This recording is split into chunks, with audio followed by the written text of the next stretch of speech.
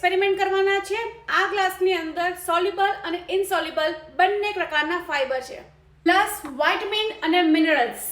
Industry વાળાએ હવે આ ફાઈબર નામની વસ્તુ એના ખાવાનામાંથી કાઢી જ નાખી છે। ફાઈબર ના હોવાને કારણે, વસ્તુમાં ફાઈબર ના હોવાને કારણે આપણે કોલેસ્ટ્રોલ અને ડાયાબિટીસ જેવી બીમારીઓ થવા માંડી છે। ફાઈબર ના હોવાને કારણે આપણે આખો દિવસ ભૂખ લાગતી રહે છે, આપણું વજન એકદમ વધતો જ જાય છે। આને આપણે પાણીમાં મિક્સ કરવાના છે। ચાલો જોઈએ એને શું થાય છે। થોડીક વાર પછી આ ફાઈબર એકદમ આવી જેલ કન્સિસ્ટન્સીમાં બની જાય છે અને એ જ તમારી બોડીમાં આ જાય છે। તમે આ ફાઈબર લ્યો છો જમ્યા પહેલા, ત્યારે તમે શાંતિથી ખાઈ શકો છો, કારણ કે આ તમારા પેટને ફૂલ રાખવામાં હેલ્પ કરે છે અને તમારી ક્રેવિંગ્સને ઓછી કરે છે। આનાથી ઓવર ઈટિંગ પણ નથી કરી શકતા।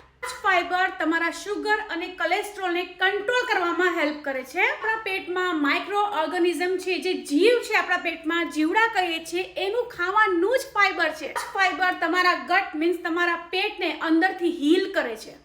આનામાં તો આપણે ફાઈબર ખાવાનામાંથી મળી રહેતું, પણ હવે આપણું ખાવાનું ખોટું થઈ ગયું છે, મોડિફાઈ થઈ ગયું છે, મેંદાવાળું ખાવાનું થઈ ગયું છે, પ્રોસેસ ખાવાનું થઈ ગયું છે। તમને એમ લાગે છે બહુ બધું ફાઈબર છે, પણ એમાં 95 to 96% ખાલી પાણી જ હોય છે। ઇનફ ફાઈબર લેવા માટે આપણે સપ્લિમેન્ટનો સહારા લેવો પડે છે।